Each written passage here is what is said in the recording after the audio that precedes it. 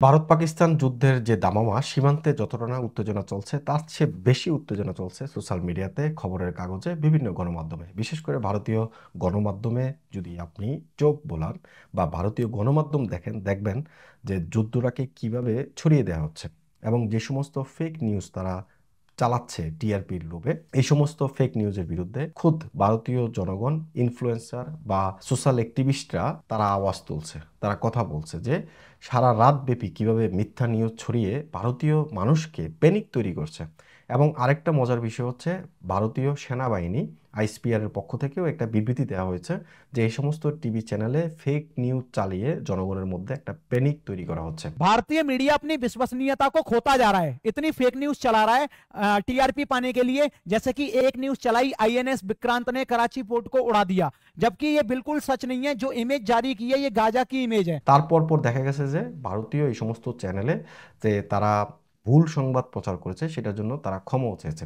সবচেয়ে বড় বিষয় হচ্ছে, যে সমস্ত বড় বড় নাম, যে অ্যাঙ্কারদের, যারা ভারতে খুব জনপ্রিয় অ্যাঙ্কার, এই সমস্ত অ্যাঙ্কারকে লাগিয়ে দেওয়া হয়েছিল এই যে যুদ্ধের মিথ্যা খবর প্রচার করার জন্য। যখন ক্ষমা চাওয়ার সময় এসেছে তখন কিন্তু এই সমস্ত অ্যাঙ্কারকে সামনে নিয়ে আসা হয়নি। আপনি ভারতের যতগুলো বড় বড় চ্যানেল আছে সবগুলো চ্যানেলে দেখবেন যে সমস্ত ভিডিওগুলো তারা প্রচার করছে এগুলো অনেক আগের অথবা এআই দিয়ে বানানো, এবং তারা যে সমস্ত চিল্লিয়ে চিল্লিয়ে যে সমস্ত কথাগুলো বলছে সবগুলোই মিথ্যা। ভারতের পক্ষ থেকে আজকে একটি বার্তা এসেছে, সেই বার্তাটার কথা আমরা বলছি, অতীতে বলছি, এখন বলছি ও ভবিষ্যতে বলবো, যে শান্তি।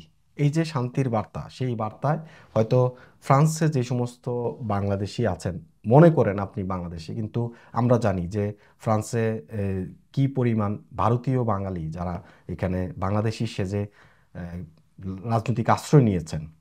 আমরা যদি ধরি না, থলের বিড়াল বেরিয়ে আসবে। আমরা অফরা বা সিয়েন্দাতে যদি আমরা নোটিশ করি যে আপনারা বাংলাদেশি না ভারতীয়, সেটার প্রমাণ কিন্তু বেরিয়ে আসবে। তো সুতরাং আমরা আসলে ওই দিকে যেতে চাই না।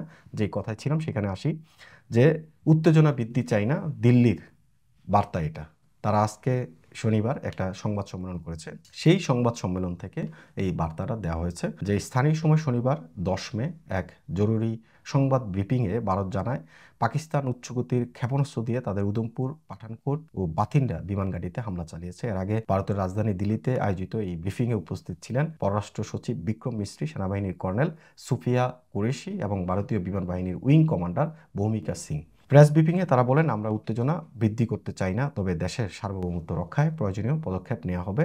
এর আগে শুক্রবার মধ্যরাতে পাকিস্তান সেনাবাহিনীর দাবি করে অপারেশন বুনিয়ান উন মারসুস পরিচালনার মাধ্যমে তারা ভারতের 3টি বিমান ঘাঁটি ও একটি সুপারসনিক ক্ষেপণাস্ত্র ঘাঁটিতে সফলভাবে হামলা চালিয়েছে। পাকিস্তানের দাবি, পাঞ্জাবের অমৃতসরের ব্রিয়াসে অবস্থিত ভারতের ব্রহ্মস ক্ষেপণাস্ত্রের মজুদগার পুরোপুরি ধ্বংস করা হয়েছে। ব্রহ্মস হল ভারত ও রাশিয়ার যৌথ উদ্ভাবিত একটি সুপারসনিক ক্ষেপণাস্ত্র, যা সর্বোচ্চ 800 কিলোমিটার পর্যন্ত লক্ষ্যবস্তুতে আঘাত হানতে সক্ষম হয়। এটি জাহাজ, সাবমেরিন, যুদ্ধবিমান ও স্থলভিত্তিক প্ল্যাটফর্ম থেকে উৎক্ষেপণযোগ্য। ভারতের পাল্টা অভিযান শুরু হয় শুক্রবার রাতেই। অপারেশন সিন্দুর নামের এই অভিযানে পাকিস্তানের 3টি সামরিক বিমান ঘাঁটিতে হামলা চালানো হয়েছে। রাওয়ালপিন্ডির নূর খান ঘাঁটি, সরকুটের রফিকি ঘাঁটি এবং চকওয়ালের মুরাইদ ঘাঁটি ছিল লক্ষ্যবস্তু। পাকিস্তান দাবি করছে রাওয়ালপিন্ডির গুরুত্বপূর্ণ নূর খান ঘাঁটিতে ছোড়া ব্যালিস্টিক ক্ষেপণাস্ত্র প্রতিহত করা হয়েছে, যদিও স্থানীয় সময় রাত 2:30টার দিকে রাওয়ালপিন্ডি ও ইসলামাবাদ জুড়ে বিস্ফোরণের তীব্র শব্দ শোনা গেছে। এর পরপরই পাকিস্তান তাদের পাল্টা হামলা চালানো শুরু করে। এই যে ভারত পাকিস্তান দুই দেশের মধ্যে যে উত্তেজনা, এই উত্তেজনা দক্ষিণ এশিয়া নিরাপত্তা পরিস্থিতিকে নতুন করে শঙ্কায় ফেলছে।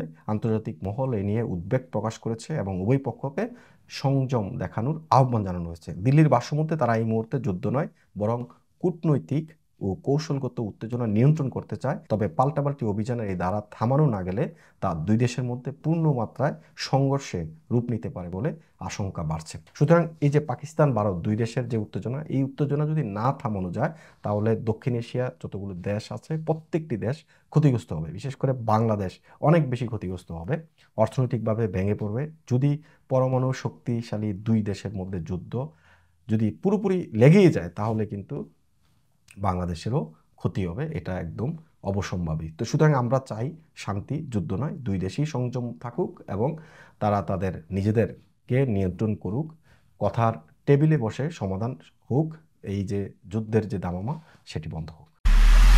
MIB সংবাদ ও সংবাদ সংশ্লিষ্ট অনুষ্ঠান দেখতে ভিজিট করুন www.mibtelevision.tv ও facebook.com/mibtelevision.tv এবং সাবস্ক্রাইব করুন youtube.com/mibtelevision এ। MIB টেলিভিশন, সত্য খবর, সঠিক খবর।